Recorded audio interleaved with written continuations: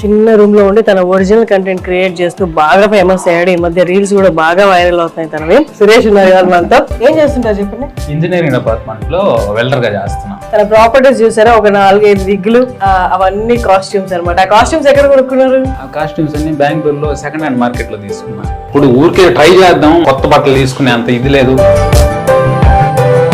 కాబట్టి అన్ని second hand లో ఒకసారి కలెక్ట్ చేసుకొని అన్ని పెట్టుకున్నా. నువ్వు సినిమాలు చేయాలి అనుకుంటే నువ్వు మొదలు పెట్టిన దగ్గర నుంచి 10 ఏళ్ళకి గానీ నువ్వు బిజీ అవ్వవన్న ఒక విషయం ఏంటంటే, నాకు పూర్తిగా సినిమాల మీద ఒక అవగాహన ఉంది. ఎట్లంటే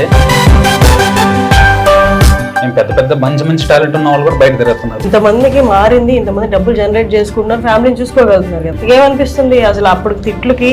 ఏ పని చేసినా కానీ రజనీకాంత్ గారు చెప్పినట్లు జనాల మాటని పట్టించుకుంటే మాత్రం ఎప్పటికీ ఏ ఫీల్డ్ లో కూడా సక్సెస్ అవ్వలేం అనేది నేను ఎప్పటి నుంచో గ్రహించా.